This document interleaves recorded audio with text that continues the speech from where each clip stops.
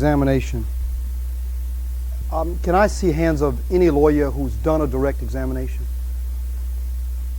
That was just a joke. I mean, so done. I appreciate I believe that also. I believe that y'all had done directs, okay? There's a sheet that I left. This will last approximately an hour because you have some sessions that you have to go to. There was a belief that people wouldn't get up this early to come and hear a lecture. That usually the lecture's at 11 o'clock so that you can, come into your other sessions as late as possible. But thank you for being here.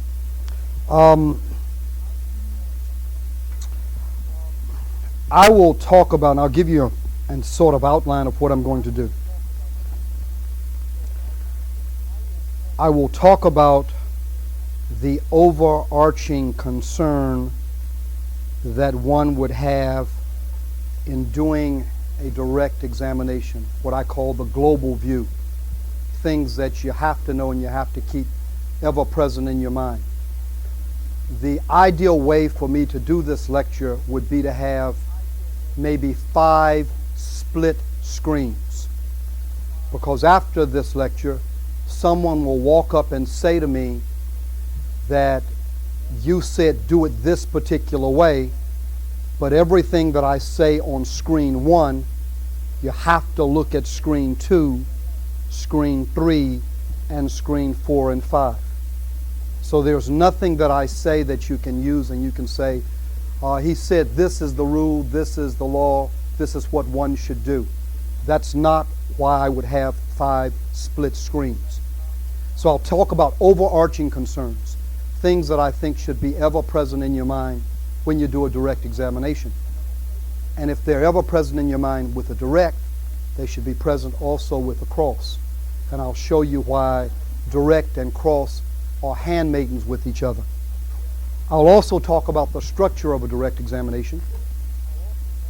I'll also talk about themes in direct examination. I'll also talk about, if there is time available, rhetorical devices that one may use to enhance memory so that the jury does not forget what you've done in direct examination. The one that I will probably spend the least amount of time with is the rhetorical devices that will enhance memory. The one that students most times want me to spend the most time with are the rhetorical devices, because that's what's easy, that's what you can imitate. The first part you have to create. You have to sit down and you think.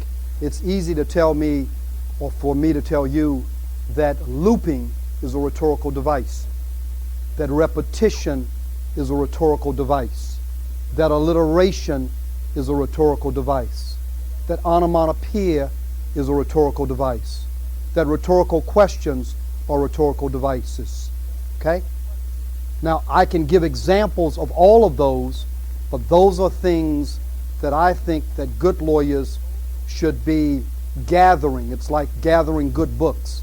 It's something that, why would I sit up and give you an outline? Thank you very much. Thank you. Why would I sit up, if you really like good literature, why would I give you cliff notes on the Grapes of Wrath? I mean, that's not logical to me. If you want to read good literature, you would not say, give me the cliff notes. If you want to do the shorthand and pass the test, then of course you get the cliff notes of the Grapes of Wrath. Now, let's go with, I'll do some quotes so that we can get some, what I call the overarching concerns. Thank you very much for bringing it. I forgot it because I'm always on that schedule of trying to create tension in my life, so that's why I didn't have it with me. And I have to be able to see it. Racehorse Haynes. He says the key to direct examination is timing. Direct examination involves the most difficult, the most deceptively difficult set of skills in trial advocacy. This is Racehorse Haynes. He says it's more difficult than cross.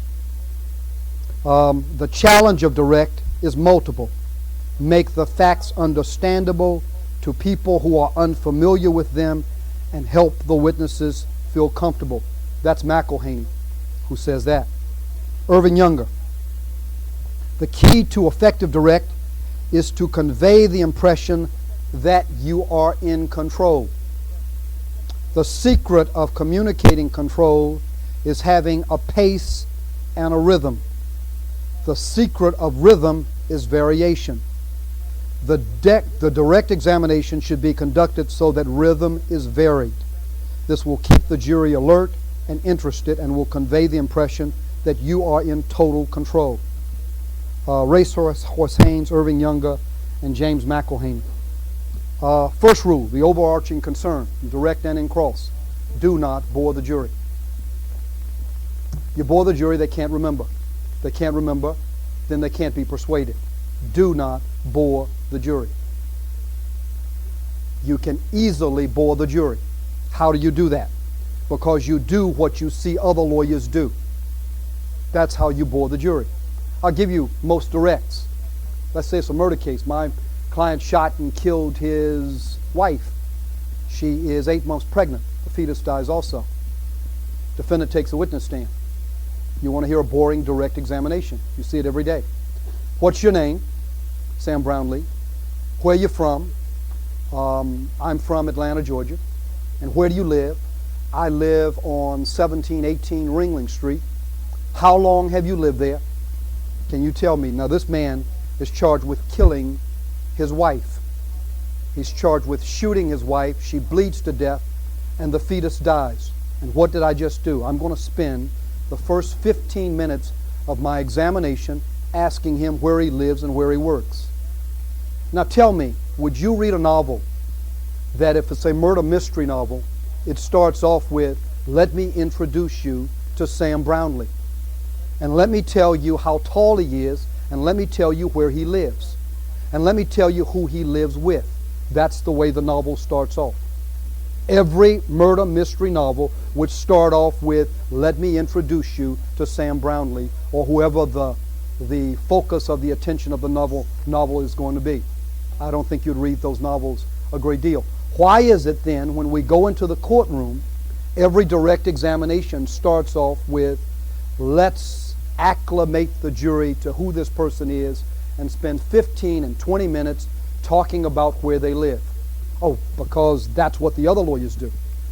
Because that's what we've seen lawyers do for long periods of time. Because we can't do anything else.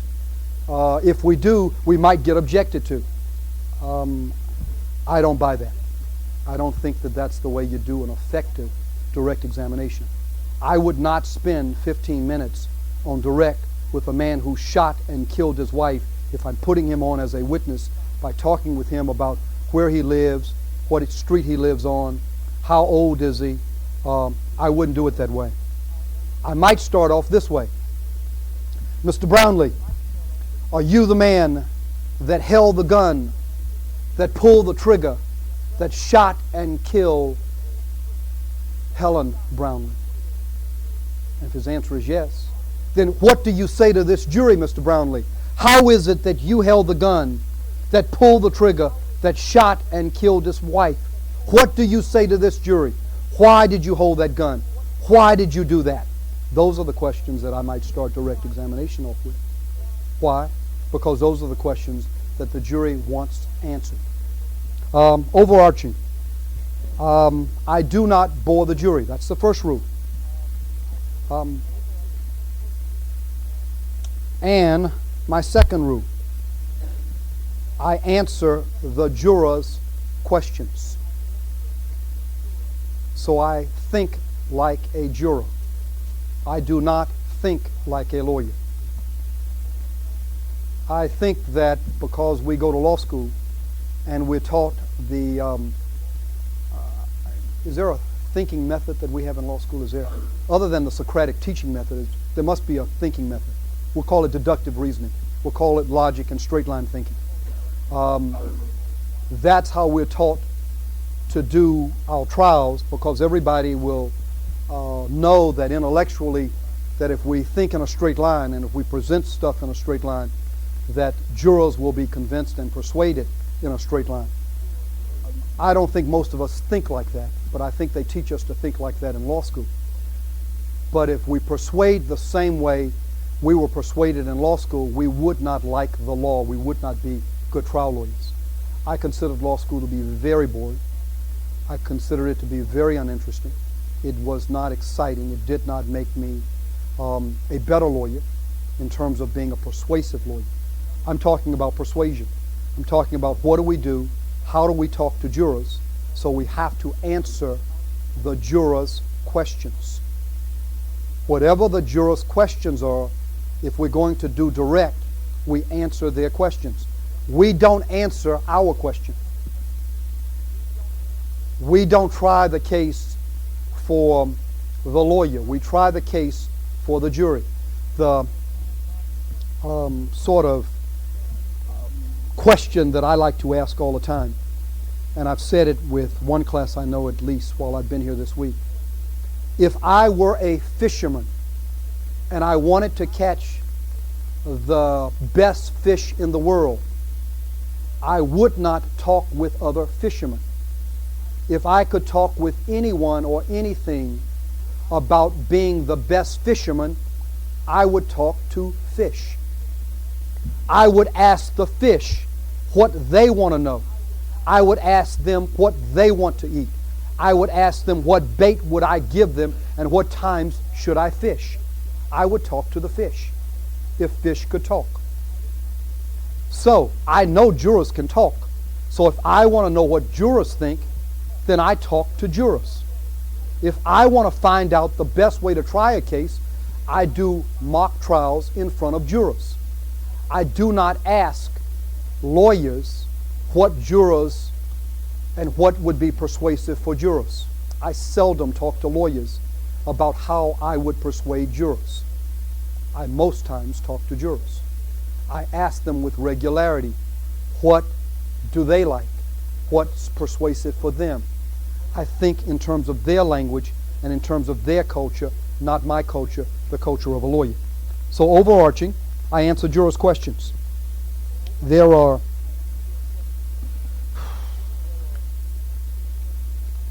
some other questions. If I am putting a defendant on, I think about these questions.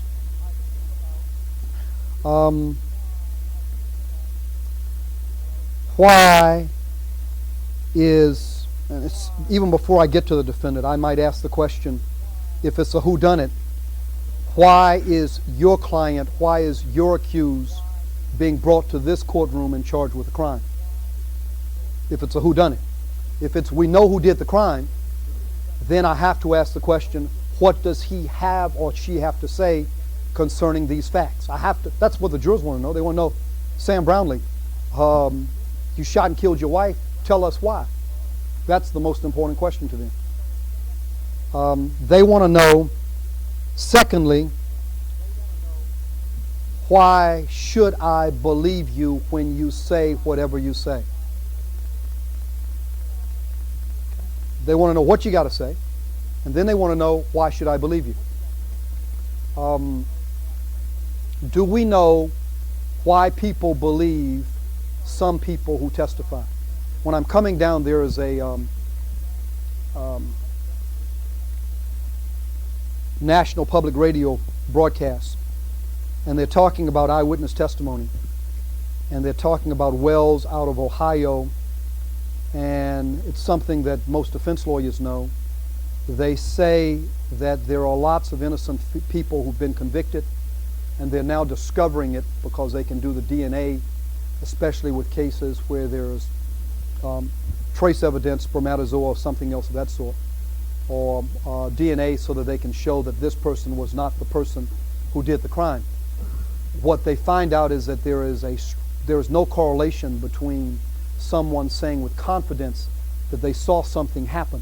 No relationship between the confidence in which they say it and whether the person is actually and honestly the person who did the crime. We know that as defense lawyers.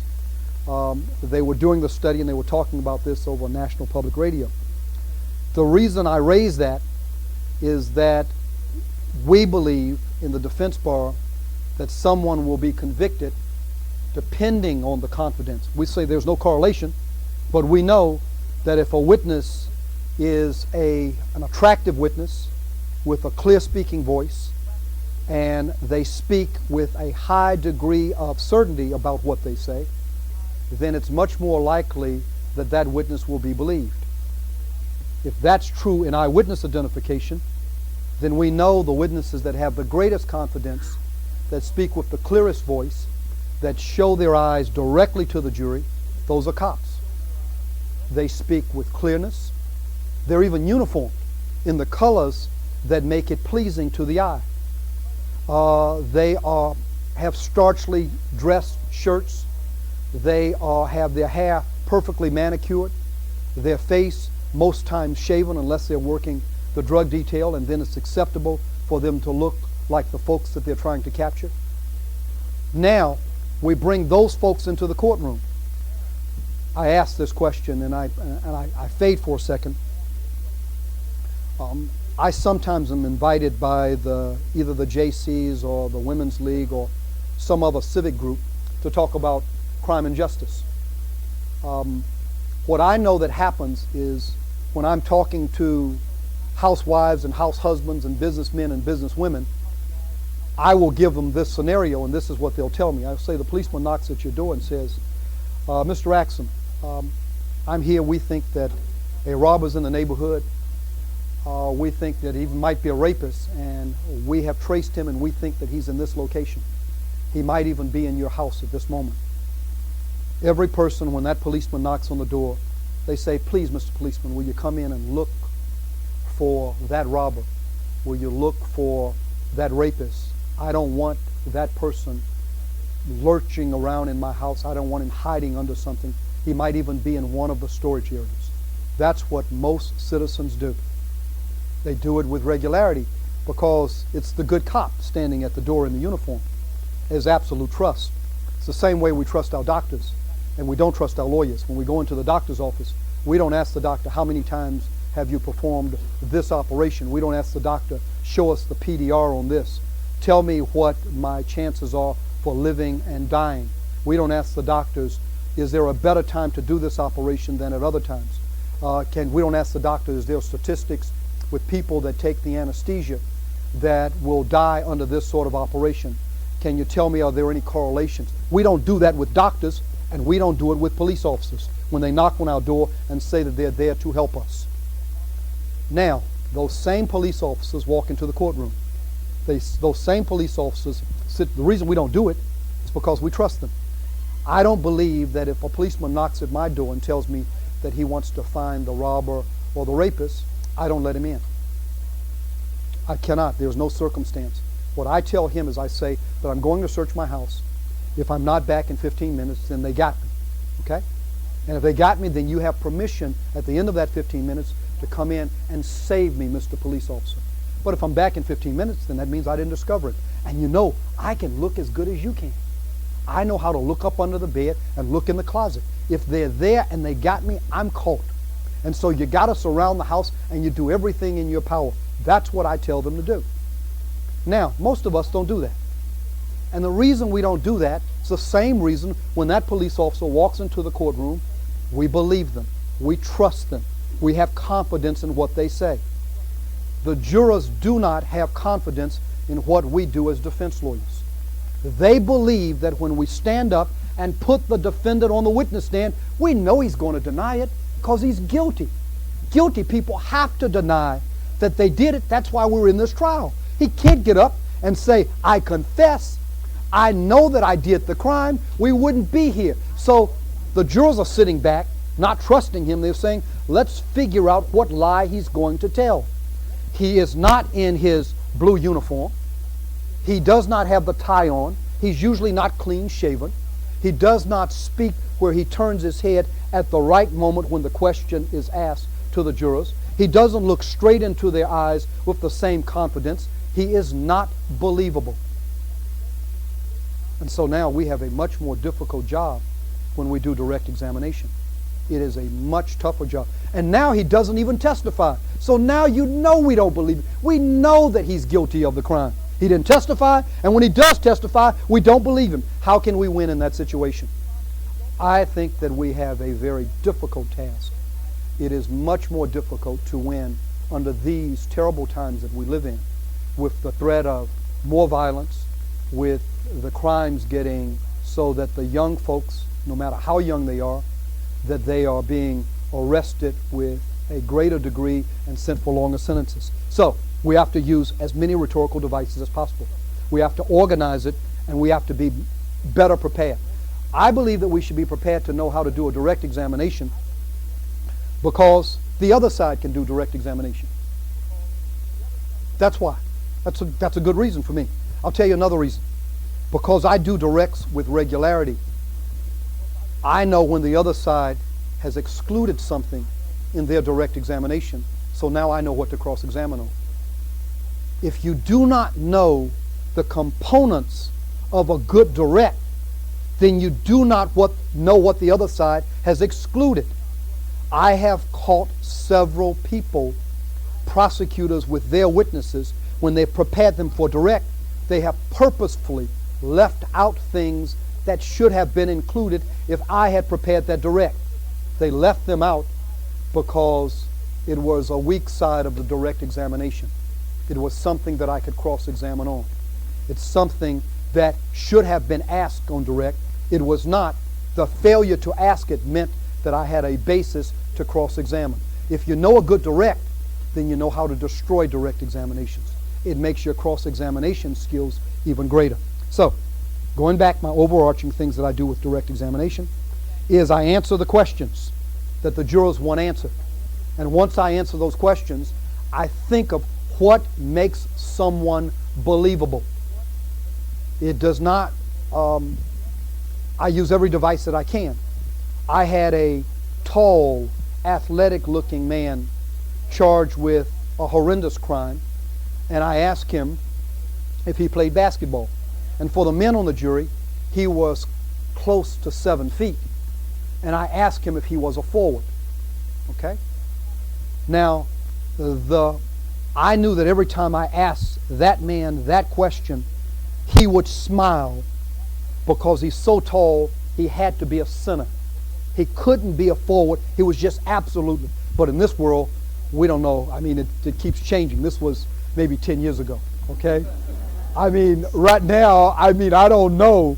So, but under the old rules of the old culture, he had to be a center.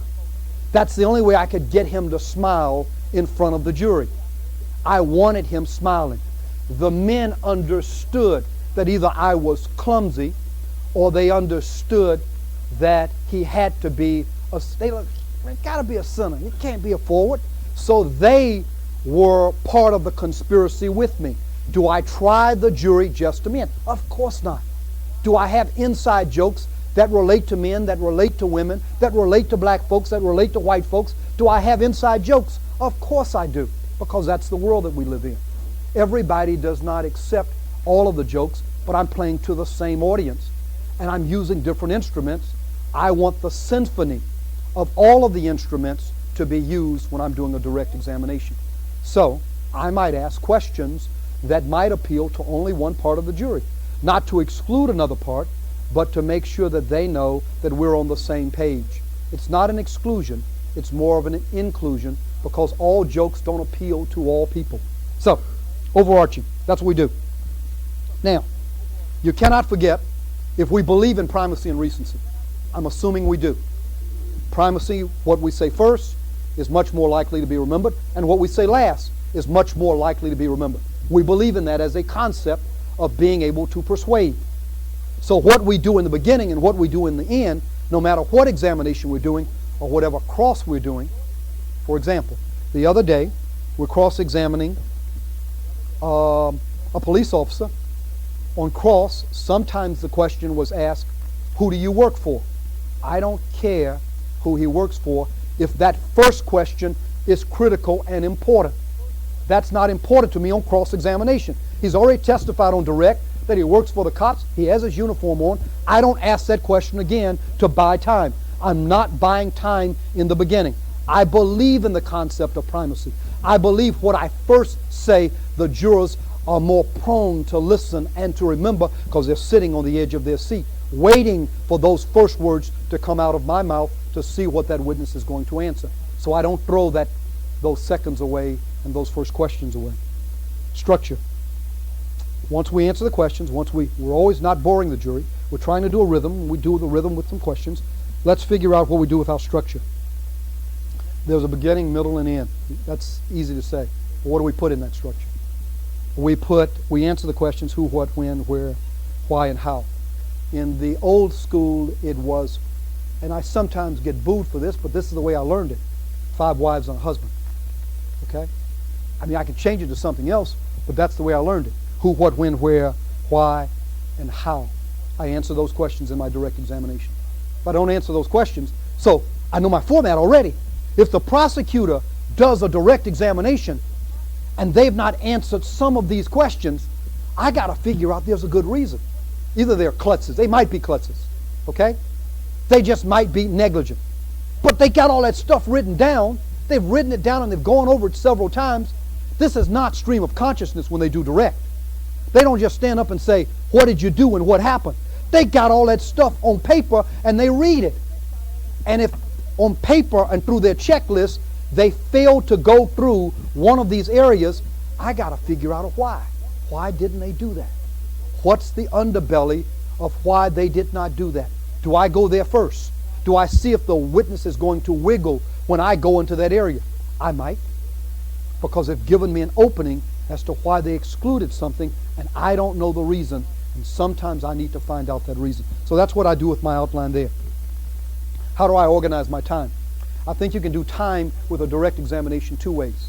You can do it forward, or you can do it forward backwards, or flashback, as we do in the novels. You can take it sequentially. For example, when I gave you the Brownlee matter, let's assume it's a sexual assault case.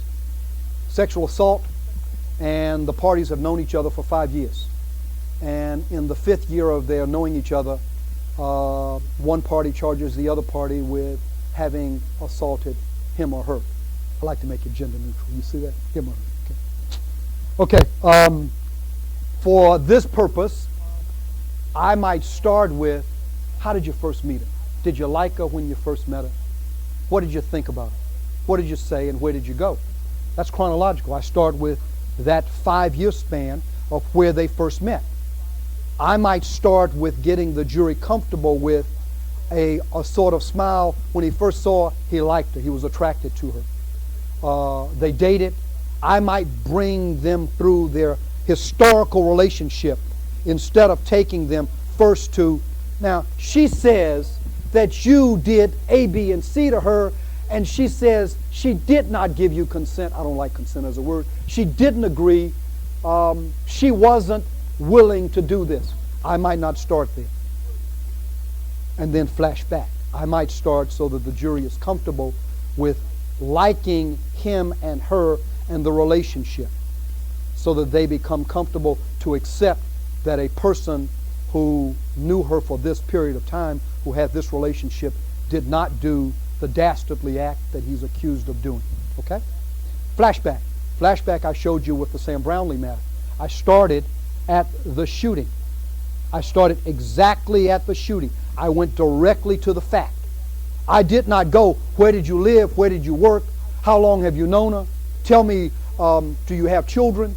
Tell me, what were you thinking on that day? I don't go to, and tell me, I didn't think that was important. That's not the question that the jurors want to have answered.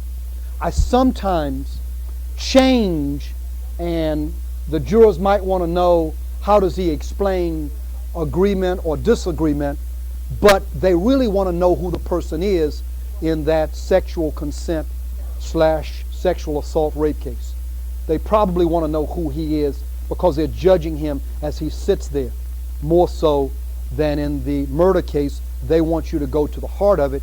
If it's, I shot her and it's self-defense, or I shot her and it's an accident. In the case where the shooting, sometimes I forget, but usually the appetite is there. I did a mock trial on the man who shot and killed his wife, who was 8 months pregnant. Every time I did a mock trial, everybody in the mock trials, I did 2. The more difficult the case, the more mock trials I do, because I got to know what jurors think. Every juror said, bury the man in the sand. Let his head poke out the sand. Let him die a slow death. He deserves to die. He shot her and she bled to death, giving the impression that she could have lived longer, or she might have lived even, period, had she not bled to death. He shoots her with a .38 and he walks out of the house. They said absolutely. There's no jury that told me that he should walk out of the courtroom, that he should be found not guilty. No jury. 2 mock juries, 6 to 7 people in each one. I'm not winning. But they keep telling me how horrendous the case is. They keep telling me I just can't. We bring him in. He's a witness in the case. She's not even, I don't bring her. I mean, we don't bring the cops. I bring somebody to play a cop. He's a witness. That's it. We do no argument, and they convict him. They convict him every time. This is a case that I do an aside with and tell you that at the funeral of the wife, she's buried with her fetus in her arms. They take it out of her womb. They put it in her arms. His son goes by. He has a biological son by another woman. His son is at the funeral home. The wife's family brings the son over and says, look at it. That's your baby brother. That's the baby brother that your dad killed. So that becomes the sort of energy that drives the prosecution, because the family is rabid and they want him to go to jail for a very long time. Okay, that's the aside. So that's how high the emotions run in that case. What do I do in that case? I try it. I can't remember all the things that I did. They found him guilty of a misdemeanor, reckless discharge of a firearm. He was sentenced to the entire full 1 year to serve, but that's what happened in that case. I cannot remember, because I don't have a transcript with detail, but I know that the direct, he had to testify. And I know that I asked the questions, are you the man that held the gun, that fired the trigger, that killed his wife? I know that that's how the direct started. Now I'll tell you about it, and I'll decipher that direct just for a second. Remember, I'm not ever having him consciously pull the trigger. I'm not ever having him shoot his wife. He's a man almost like he's inanimate himself, because his hand is holding the gun. I'm not having him point the gun. I'm not having him fire the gun. I'm having him, are you the man that held the gun, that fired the trigger? I'm not saying that he fired the trigger. It's almost like his hand is firing the trigger, that his finger is almost shooting the gun. Oh, does that mean something? I don't know. I can't tell you. Is that the way I did it? Yes, I did. I did not say, did you kill your wife? I did not ask him, did you shoot and kill your wife? I don't like that one. I want the gun killing the wife. I want the hand that holds the gun killing the wife. I don't want him killing the wife. Does that make a difference? I don't know. I hope it does. Am I doing it in inches? Am I doing small little things? Because that's the only thing I can work with, or the little details of the words that I use. I think that there's a difference from asking the question, did you kill your wife? Did you murder your wife? Did you fire and shoot the gun and kill your wife? That's different from, are you the man that held the gun? Almost metallic. I talk about a metallic voice with regularity. There's no emotion in that voice. Are you the man that held the gun, that fired the trigger, that killed his wife? That's the drama. That's so that I can make sure that the jury doesn't think bad about him. It's not even, I don't put it in his brain. I don't even have him thinking about it. I have him saying, I'll trade places. I want to die. That's how he opens up. And when he answers, I didn't mean to do it. I love her. I'll do it now. I will die so that she can live. That's what he says. Now, how do you get out in a direct examination that someone says that they want to die? How is that relevant? Because they see it. How do they stop it? The prosecutor has their mouth wide open because they've never seen a defendant testify in the land anyway, because we don't put our defendants on the stand. They don't know what to do. I love putting defendants on the stand because they really don't know how to cross-examine. I have to tell you, I have a different rule. The majority do not follow this rule. Okay? Do not follow this rule. This is my rule. It is personal. Unless there's a compelling reason, I put my defendant on the witness stand. Unless there's a compelling reason, especially in the types of cases that I try. I'm talking about what they call the deadly sins, the personal assaults, the murders, the armed robberies, the rapes, the kidnappings. That rule is, I put the defendant on the witness stand. Do not follow that rule. I'm serious. That's not a rule that I'm inviting you to follow. I'm not encouraging you. I'm telling you how I approach it. So I have developed a practice with how and what I have to do. So I think longer and harder about direct examination sometimes than I even do about cross, because I know that I'm going to have competing stories. I want my story in front of the jury, and I want it to be believed. So I have to get, how else can I get as a closing argument that he would prefer to die so that she could live? How else do I get that if he doesn't testify? Tell me. You have to give me, how do I make that as part of a closing? That he wants to trade places with her. Now, that gives you the structure. Structure only tells you something, but you got to have some themes. You got to figure out how you get to that content. What do you do with it? And then you got to make sure that the other side doesn't hurt you when you do those things.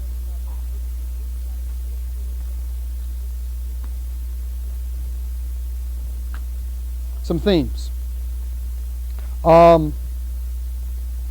Sometimes my directs are fact sensitive. Fact sensitive. I'm going to tell you some different themes or some different broad categories about direct examination. A fact sensitive direct, you've seen them every day. That's what the prosecution does. Their facts are so powerful and so strong, they don't even care whether they know who the people are. You know they don't care who they are. They just get them on the witness stand. They just say, tell us how bad it was when you got robbed. Just tell us the facts. It's the dragnet style. Facts, ma'am. Facts, ma'am. Give us the facts. That's what happens when you're fact sensitive. Sometimes I'm fact sensitive. Another theme or sort of broad category. We can be character or person focused. Character focused or person focused. Can I create an impression with a direct examination so that you like the people that I bring you? And that it doesn't matter what facts they say. You just like them. There's something about them. They play basketball. They smile at the right time. They read to the blind. There's something about them that you just like. You personally like them.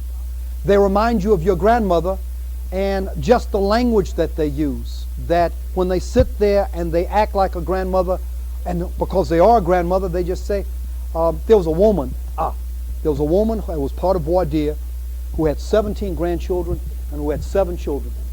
She was the proudest woman of those 17 grandchildren and her 7 children. She had one son who died in his 30s, and he had been sick, and he knew he was near death.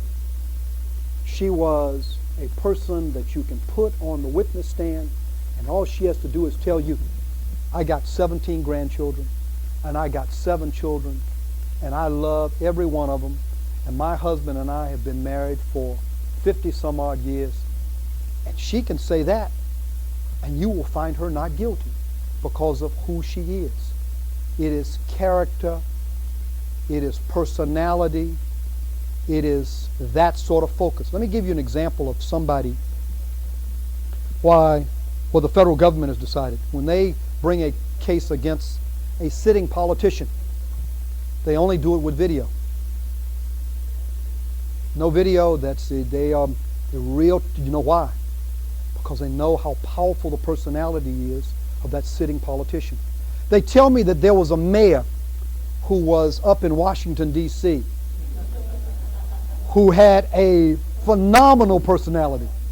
They say that they had him even on videotape, taking drugs and doing dastardly deeds. The jury came back and found him guilty. It was a felony crime. It was a big crime. The jury came back, and I think they found him guilty of a simple misdemeanor of use of some sort of drug instead of the delivery of the drug that they had him on video doing. They know, the government knows, that when you come at someone who has the power of the personality, who is a character that is strong, that they need something more than the regular evidence that they bring. They need audio, video. They need the priest, the pope, and the rabbi saying, that's a scumbucket. They need all of that. Because without that, they don't bring the cases. They are very clear with it's a waste of their time and money. They can't convict them. The same thing's true with most times with police officers. Most times with police officers it's very difficult. Because remember, they already have the instant credibility. I'll go to the civil side. 90% of all verdicts in the medical malpractice area are in favor of the doctor. 90%. Not in favor of the plaintiff. How many stupid lawyers are there? There must be a lot of stupid lawyers where 100 cases are being brought and 90 of those cases are in favor of the defendant. That is a phenomenal percentage. No, it's the psychology of who we are as a people. We believe our doctors. We do not cross-examine them. We must trust them. When we go under the knife, when we go under the anesthesia, we have to. So the psychology of who we are as a culture with our doctors translates into the courtroom. So the doctors will be believed as police officers will be believed. Character focus. So I might do a direct examination that is character focused. It can be done with a single question. It can be done just by putting them in front of the jury and having them smile. It can be done because they're uniformed. It can be done because they have a congregation out there in the audience that says amen to everything that they say. I can create the personality, character focused direct examination by having them sit there. You can do it without them testifying. It is my belief that O.J. is a personality focus, even though it wasn't direct. They let him get in front of the jury. They let him get in front of the jury when they let him put the glove on, when he's doing his shaking his head, saying it can't fit. I mean, he's doing direct examination at that point. They're letting O.J. Simpson's personality get in front of the jury. Now, when you don't have a personality that's big and that well known, then you might have to use your defendant or some other family member to put them in. I'll tell you what I'm always trying to do. Every time I'm trying a murder case, if I can find a mother, I will hire someone's mother to come and represent my defendant. You understand me? The murder cases that I try, if I can get the mother, just a mother to say, I talked to my son on the telephone. He didn't sound like a murderer when I talked to him. He didn't sound nervous. That was my boy. I want the mothers in front of the jury. Why? Because most of us believe that murderers were hatched and not born. We believe that they're different from the rest of the population. That's the culture of what we're in. That there's something about them. They foam at the mouth. Their eyes are much bigger. They are totally different animals if they're murderers. They can't be like me and you. They're different. So you bring mamas on to show how mamas are sane and how mamas are good people, then golly, that boy couldn't have done that under those circumstances, or that gal. I have cases that are emotionally rich. My third area. First area was fact sensitive. Second area was character or person based. My third area, I can do a direct examination that's emotionally rich, that the emotions dominate, absolutely dominate. It's not who the character is, it's emotionally what's going on. Think about a self-defense case. You can do a self-defense case that's fact-based, that I saw the gun, he had the weapon, it glistened in the sunlight, that we stood back, he used fighting words, that he had his other buddies behind him with guns also. Fact-based. It's a fact-based. But I can do another direct examination, and the only way I can do it in bringing out the emotionally rich direct is to show fear and a reasonable fear of what that other person was doing.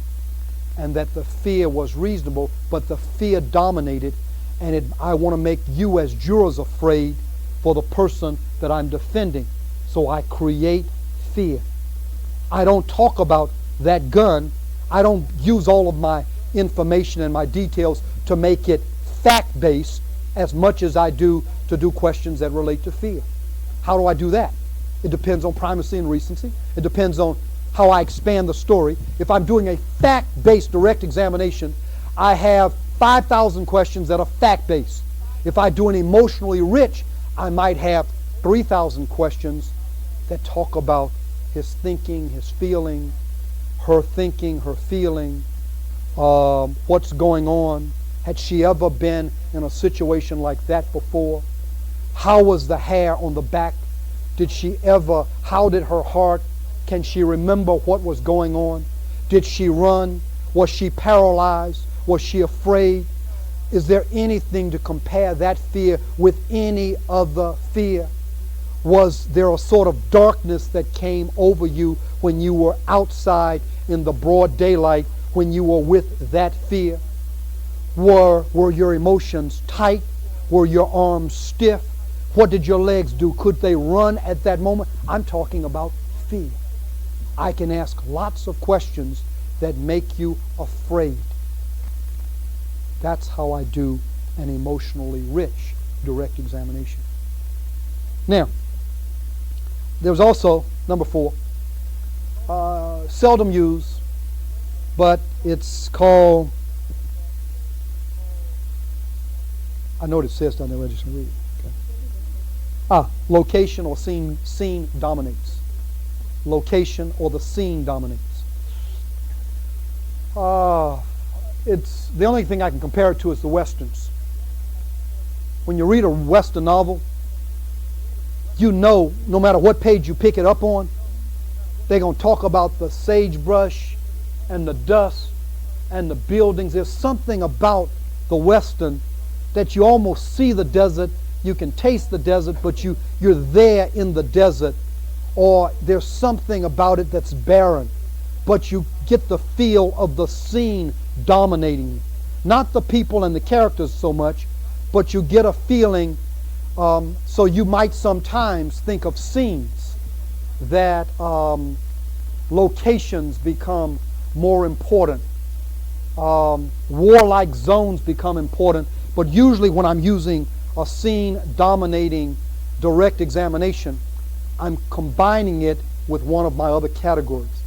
I have not used what I call a scene-dominated direct without having an emphasis on the first 3 categories, which I consider to be much more important with advancing direct examination. I'm real close. I'm going to do a checklist. That means it's time for me to stop. Is that what you did it twice? Okay. I'm going to run through a checklist. And I'm going to tell you that in thinking about this checklist, you have to go back to screen 1. We want to make sure we don't bore the jury. You have to go to screen 2, which talked about the structure of answering the questions, because you also answer the questions, because that's the jury's culture. They want you to answer their questions, and you arrange it in an order in the structure in part 2. You can do flashback, you can do chronologically. And then I went to screen 3, and I talked to you about themes. And all of those have to marry each other. They have to be so that they're complementary of each other. Now, once you do that, then you can think of this checklist. I write up at the top of my direct examination what I want the jury to think, believe, and feel. So I write up there, if I'm doing a direct of Sam Brownlee, I might say I want the jurors to like him, to forgive him, to have sympathy for him. I might put to care for him, to want to embrace him. I might do lots of things, but I have that ever present so I know what I want the jurors to think. So I think of what my theme is. 3 days later, what will the jurors say? So let's do the checklist. I do a theme for direct examination. I do vocabulary words for direct examination. The fewer the words, the better. I talked about fear. I didn't talk about self-defense. I talked about fear. Then I can make the argument that it was in self-defense and it was reasonable.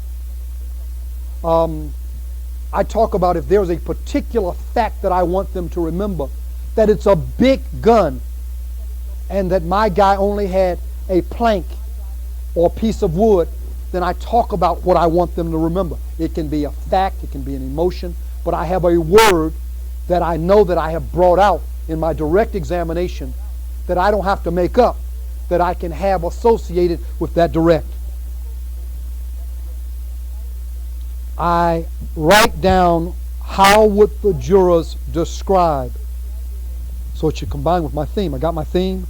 I got vocabulary words. I sometimes sit and think for hours to come up with one sentence. One sentence for direct or for cross. One sentence. One word, several words combined together, because that's what I have to get them to remember and believe. And then I have to figure out a way to get them to remember that one sentence or that one word. So I have to work at figuring out how to do that. So vocabulary words, words that jury should remember 4, 5, 3 days after the trial is over or after the witness has testified. That's how you know memory works. That's how you enhance memory. If you do a direct examination and 4 days later I ask you in the mirror, lawyer, what did you do on direct? What words will the jurors say about your direct of that witness? They say, huh? If that's the answer, then you have not enhanced the memory. You should not have done the direct examination. Remember, no boredom, but we also have to have persuasion and memory. We're all doing this so that we can persuade the jury. We're not doing this because we're having fun standing up, talking to ourselves or talking to others. Another checklist. I had several checklists.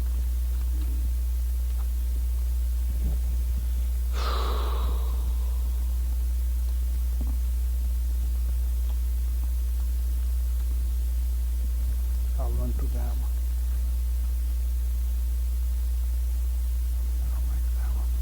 I had several checklists for you. And I was going to give you my abbreviated checklist. I got to do my longer one because I only have 1 minute.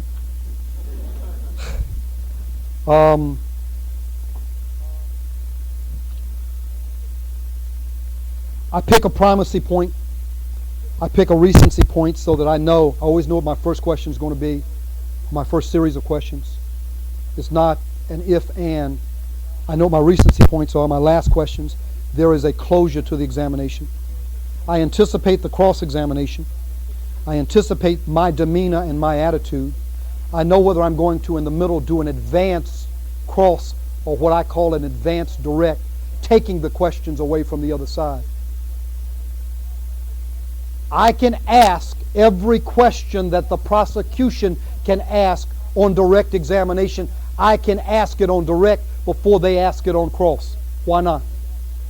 And I can even ask it in the same voice that the prosecution would use. I can almost be mean to my witness and see how they'll handle it. Why would I do that? So that when the prosecution gets up to ask the same question, they're not listening because they've already heard it one time. Why would they listen to the prosecution ask the same question a second time? I look for witnesses' idiosyncrasies. I look for things that I can do to demonstrate, to have the witness move, demonstrative things that are exhibits, so that they can do, so that they can stand up, so that they can approach the jury. I look for those things. That's all I can do. I have been 1 minute over my time. Thank you very much.